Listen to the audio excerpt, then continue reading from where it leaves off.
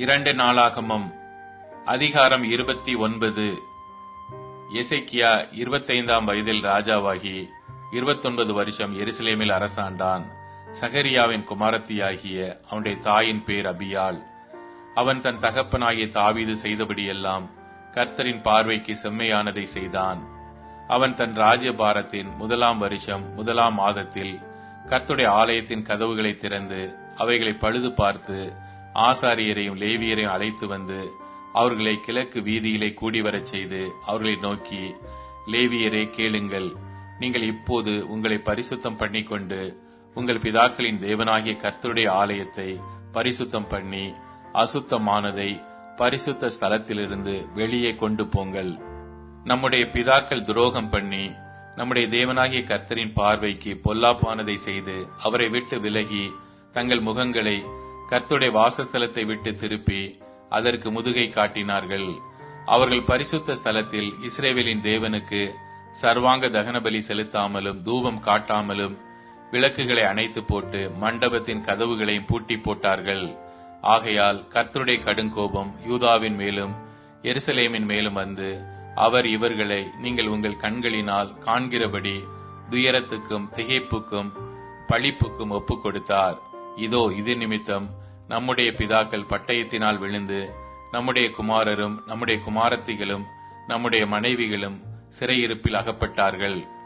இப்போதும் இஸ்ரவேலின் தேவனாகிய கர்த்தருடைய உக்கிர கோபம் நம்மை விட்டு திரும்பும்படிக்கு அவரோட உடன்படிக்கை பண்ண மனதிலே நிர்ணயித்துக் கொண்டேன். என் குமாரரே, இப்பொழுது அசதியாயிராதேயுங்கள். நீங்கள் கர்த்தருக்கு பணிவிடை செய்யும்படி அவருக்கு முன்பாக நிற்கவும் அவருக்கு ஊழியம் செய்கிறவர்களும் தூபம் காட்டுகிறவர்களுமாயிருக்கவும் உங்களை அவர் தெரிந்து கொண்டார் என்றான்.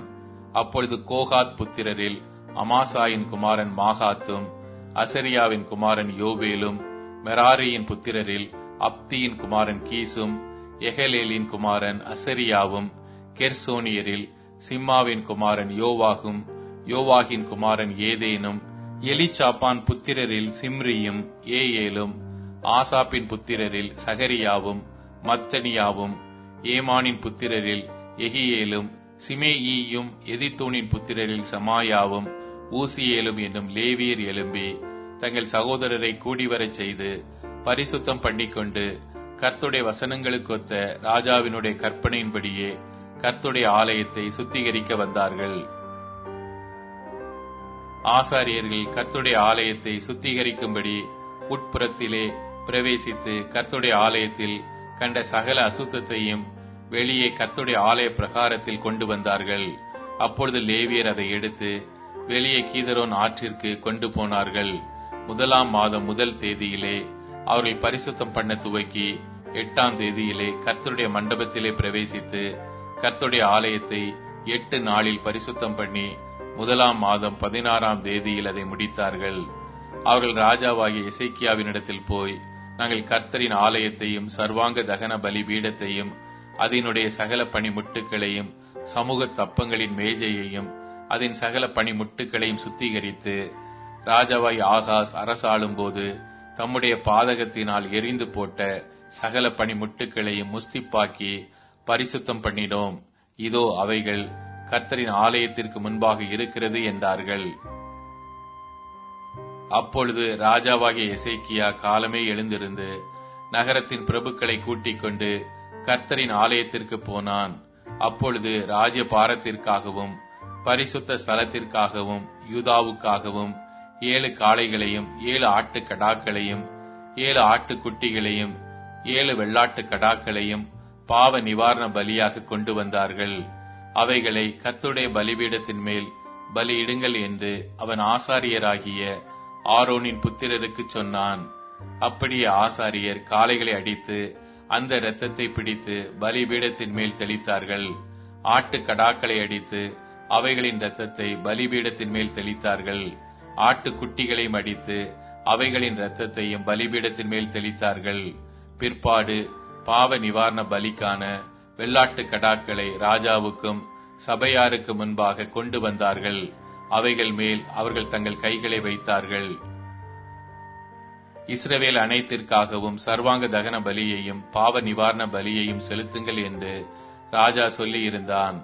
ஆதலால் ஆசாரியர் அவைகளை அடித்து இஸ்ரவேல் அனைத்திற்கும் பாவ நிவர்த்தி உண்டாக்க அவைகளின் இரத்தத்தால் பலிபீடத்தின் மேல் பிராயசித்தம் செய்தார்கள். அவன் தாவீதும் ராஜாவின் ஞான திருஷ்டிக்காரனாகிய காத்தும் தீர்க்கதரிசியாகிய நாத்தானும் கற்பித்தபடியே கைத்தாளங்களையும் தம்புருகளையும் சுர மண்டலங்களையும் வாசிக்கிற லேவியரை கர்த்தருடைய ஆலயத்திலே நிறுத்தினான். இப்படி செய்ய வேண்டும் என்கிற கற்பனை கர்த்தரால் அவருடைய தீர்க்க தரிசிகளை கொண்டு உண்டாயிருந்தது. அப்படியே லேவியர் தாவீதின் கீத வாத்தியங்களையும் ஆசாரியர் பூரிகைகளையும் பிடித்து நின்றார்கள். அப்பொழுது எசேக்கியா சர்வாங்க தகன பலிகளை பலிபீடத்தின் மேல் செலுத்த கட்டளையிட்டான். அவன் அதை செலுத்த துவக்கின நேரத்தில் கர்த்தரை துதிக்கும் கீதமும் பூரிகைகளும் இஸ்ரவேல் ராஜாவாகிய தாவீது ஏற்படுத்தின கீத வாத்தியங்களும் முழங்கத் தொடங்கினது. கீதத்தை பாடி பூரிகைகளை ஊதிக்கொண்டிருக்கையில் சர்வாங்க தகன பலியை செலுத்தி தீரும் மட்டும் சபையார் எல்லாரும் பணிந்து கொண்டிருந்தார்கள். பலியிட்டு தீர்ந்தபோது ராஜாவும் அவனோடு இருந்த அனைவரும் தலை குனிந்து பணிந்து கொண்டார்கள். பின்பு எசேக்கியா ராஜாவும் பிரபுக்களும் லேவியரை நோக்கி, நீங்கள் தாவீதும் ஞான திருஷ்டிக்காரனாகிய ஆசாபும் பாடின வார்த்தைகளினால் கர்த்தரை துதியுங்கள் என்றார்கள். அப்பொழுது மகிழ்ச்சியோடு துதி செய்து தலை குனிந்து பணிந்து கொண்டார்கள். அதன் பின்பு எசேக்கியா, இப்போதும் நீங்கள் கர்த்தருக்கென்று உங்களை பரிசுத்தம் பண்ணினீர்கள். ஆகையால் கிட்ட வந்து கர்த்தருடைய ஆலயத்திற்கு தகன பலிகளையும் ஸ்தோத்திர பலிகளையும் கொண்டு வாருங்கள் என்றான். அப்பொழுது சபையார் தகன பலிகளையும் ஸ்தோத்திர பலிகளையும் இஷ்டமுள்ளவர்கள் எல்லாம் சர்வாங்க தகன பலிகளையும் கொண்டு வந்தார்கள். சபையார் கொண்டு வந்த சர்வாங்க தகன பலிகளின் தொகை 70 காளைகளும் 100 ஆட்டுக்கடாக்களும் 200 ஆட்டுக்குட்டிகளுமே. இவைகள் எல்லாம் கர்த்தருக்கு சர்வாங்க தகனமாயின. 600 காளைகளும் 3000 ஆடுகளும் பிரதிஷ்டையாக்கப்பட்டது. ஆனாலும் ஆசாரியர்கள் கொஞ்சம் பேரானதினால் அவர்களால் அந்த சர்வாங்க தகனமான ஜீவன்களை எல்லாம் அடித்து தோலுரிக்க முடியாதிருந்தது. அதனாலே அந்த வேலை தீருமட்டாகவும் மற்ற ஆசாரியர் தங்களை பரிசுத்தம் பண்ணுமட்டாகவும் அவர்கள் சகோதரராகிய லேவியர் அவர்களுக்கு உதவி செய்தார்கள். தங்களை பரிசுத்தம் பண்ணிக்கொள்ள லேவியர் ஆசாரியரை பார்க்கிலும் மன உற்சாகம் உள்ளவர்களாயிருந்தார்கள். சர்வாங்க தகன பலிகளும் ஸ்தோத்திர பலிகளின் கொழுப்பும் சர்வாங்க தகனங்களுக்கு அடுத்த பான பலிகளும் மிகுதியாயிருந்தது. இவ்விதமாய் கர்த்தருடைய ஆலயத்தின் ஆராதனை திட்டம் பண்ணப்பட்டது. தேவன் ஜனத்தை ஆயத்தப்படுத்தினதை குறித்து எசேக்கியாவும் ஜனங்கள் எல்லாரும் சந்தோஷப்பட்டார்கள். இந்த காரியத்தை செய்யும்படியான யோசனை சடுதியாய் உண்டாயிற்று.